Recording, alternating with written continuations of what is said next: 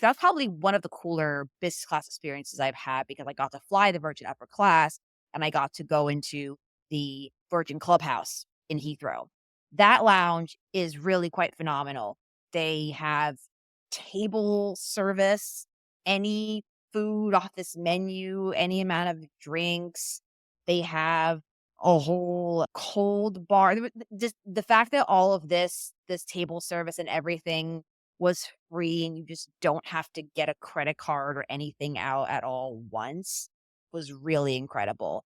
So that was the flight side of things. And then in country, of course, I stayed at all Hyatt properties because I'm also a Hyatt person. I stayed at the Thompson, some nice junior suite with a really large den area with a humongous big screen TV and a separate bedroom. That room was really phenomenal for the upgrade. And then the second Hyatt was some kind of a Hyatt, I would think it was a Hyatt Centric that was a 5-minute walk to be able to get that really nice room. And I even had his and hers Ferragamo perfume and cologne samples in the room. It was a fancy, nice touch. Really cool trip overall. I actually went with Kevin to the Real Madrid game, the last one of the season at the stadium.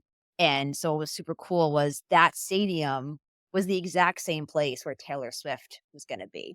I got to go there twice in a week. And I got to show the before Taylor and after Taylor of what the stadium looked like.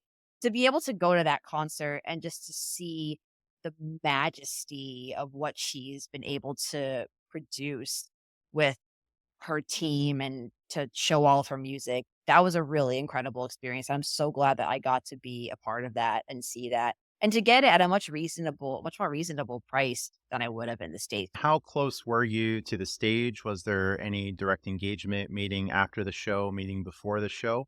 I wish there had been meetings with Taylor Swift. That sadly didn't happen. What's nice about the floors, I think you feel like you're a part of the concert. What's nice about being in the seats, though, one, you have a seat, but also it's nice to be able to see, you can see the bird's eye view a bit more of the whole stage versus when you are on the floor, you only get to see a portion of it and you have to go back and look up at the screen for the rest of it.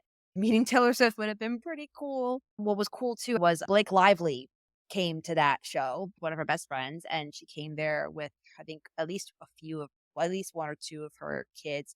Cool. One feature of the podcast is that subscribers will ask their listener questions. And we had a special fan of the show recently, Perry, Purple Princess Perry on Instagram, who's going to be on Love on the Spectrum, season 3 on Netflix. We're recording in March of 2025, and I believe April 2nd is going to be the debut episode. So Perry was asking about the Taylor Swift experience.